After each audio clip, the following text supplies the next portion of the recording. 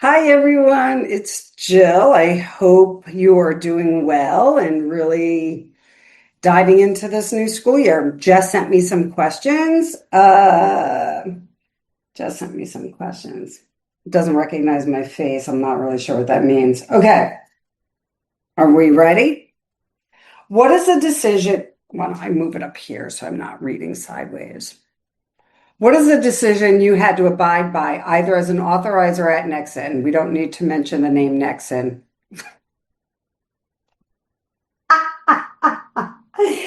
Okay, so I didn't read ahead, and maybe I should have, that you disagreed with. Listen, as an authorizer, I felt like we weren't very institute-like at the time. I think they're trying to make it better now. And at Nexon, oh, you know what I really disagreed with when we worked at Nexon? I disagreed with that we didn't publicly push back on authorizers the way we could have and should have. And I think that has had huge consequences. Equally, I think the decision to partner, with FES, and they kind of screwed us over by then emailing our constituents directly and taking a lot of our client base. I thought that was total crap. So I actually fought that one day. Andrea and I can talk about that on camera. All right.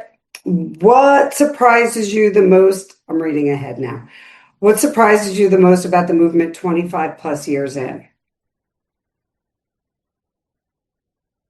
Mm, you know, it's been a long time since I'm like, oh, that's a surprise. I'm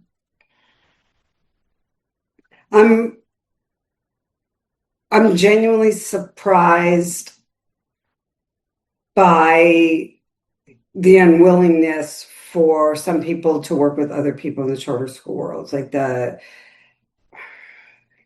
It surprises me that we still don't have the feeling of we're in this together, and that it very much feels like either keep your head down so no one is pointing a finger at you, or be so arrogant that you think people should join you in stuff.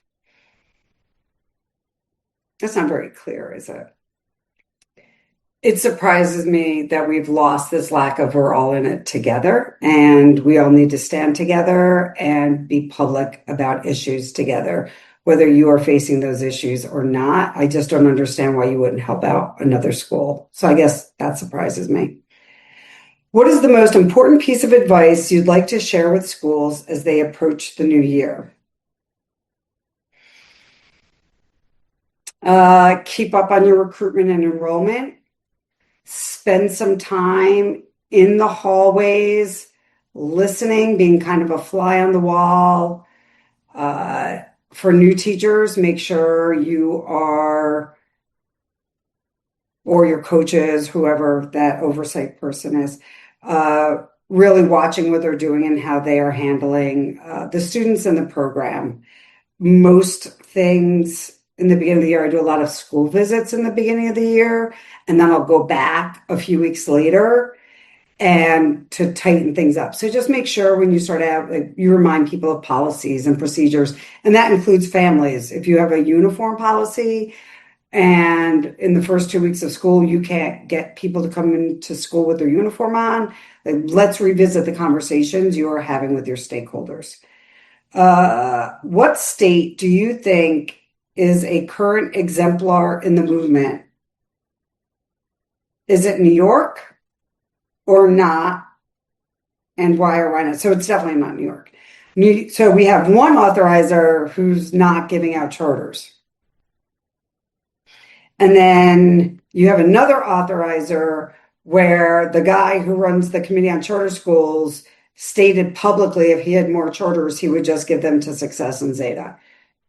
Can't remember if he said Zeta. He definitely said Success. So that then closes the market for the independent charter school. That is the opposite of what innovation is and should be. So I definitely don't think it's New York. What state? You know what? I think it's Florida. Florida is the Wild West of school choice. I think they really believe in innovation. I live like I'm solidly middle class, so but I live a few miles from this very, very wealthy area.